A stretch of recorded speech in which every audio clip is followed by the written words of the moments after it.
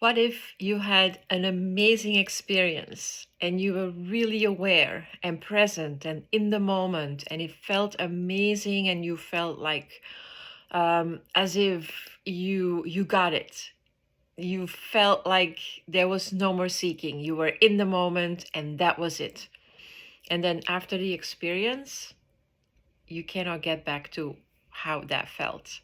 And I get a lot of times a question of people like, how do I get back? How can I was in the state of understanding my true nature, and then I fell back. Well, I fell back a couple of times, and what David Bingham would say, I took the ride. You have to understand, we are living in this 3D reality.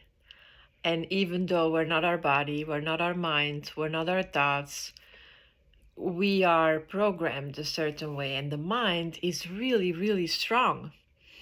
And so Dr. Joe Dispenza would say the mind is like an animal and you have to tame it. And sometimes that doesn't really work. And the mind is just so used to do things a certain way. And it doesn't matter if the mind has no interest in if it's good or bad for you, if you like it, you don't like it, this is what you want, you don't want. It's just programmed. And I can compare it, I think, with the idea that I'm not so fond of dogs, because when I was, I think I was 9 months old or 10 months old, my mother's dog really got me good. And I don't remember it like consciously, but of course, my body, whenever there is like a dog in the environment, I really freak out inside. Like my body wants to react. But what I do is, the first thing I do is, where is the owner? Where is the owner? Who is in charge here? And so I look around, I see a dog running around, I see the owner. And when I have the idea that the owner is in charge of his dog, my fear disappears. But when I see that the owner has nothing to say, that the dog is doing whatever it wants, that's when I freak out. That's when I can't hold myself. And I'm getting better and better because it's all an illusion, and I understand that, and it's all part of whatever. It doesn't matter. So I get better and better. But it's just for the purposes of this example. It's the same with our mind. If our mind is in control, that's when we lose it.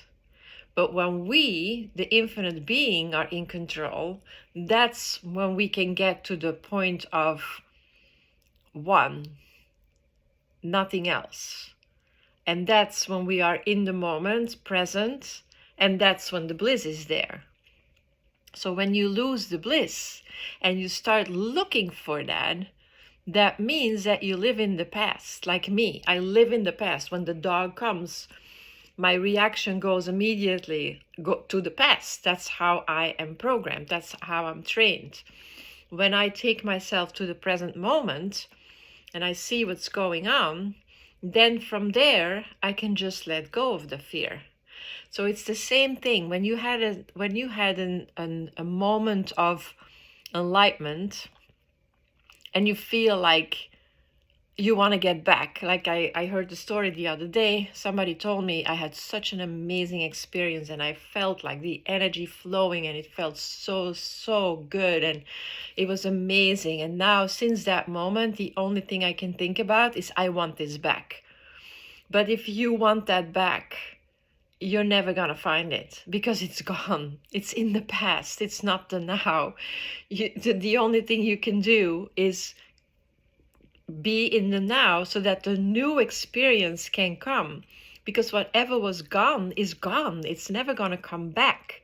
So you have to let go of the program. Even though it was a good experience, you have to let it go. Because if you are going to want to relive that, the same thing, it can never happen because it's gone.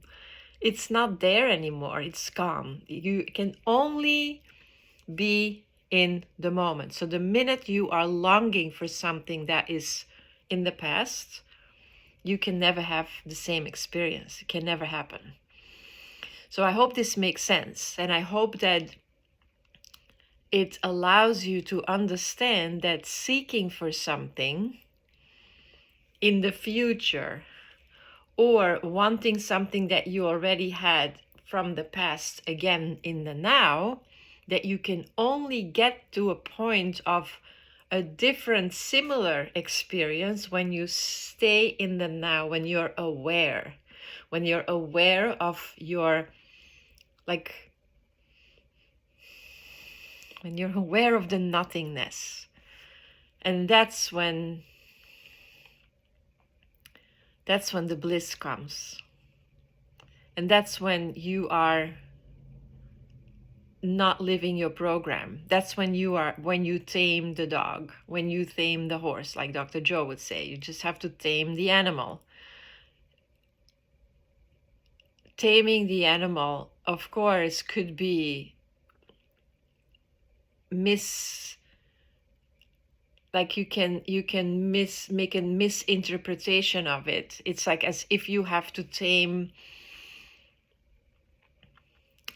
something, which of course is not completely true. Like, I always catch myself that when I start explaining something, that the words don't do the whole thing justice. But I hope that I explained it well enough so that you know that there is nothing to seek for that you had in the past. There's nothing to seek for that you think you're going to have in the future. It is only now. There is no such thing as the future or the past. There is no such thing. You only have today. You only have the awareness that you have right now. You are aware. If you wait for a second and you just wait, then you will see you're aware. You are aware. You cannot not be aware. So what is aware? What is the awareness? It's not your body, it's not your thoughts. That's not what it is.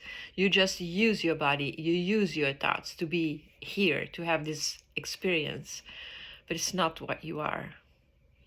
So once you are aware, there is room for the bliss experience.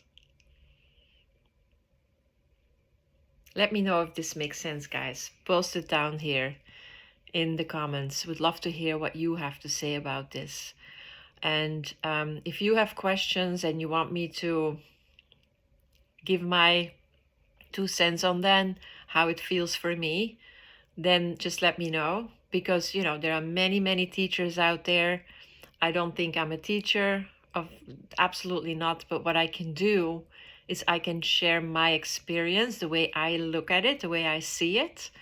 And that might be helpful for you. So hopefully I pointed you in a direction that is helpful.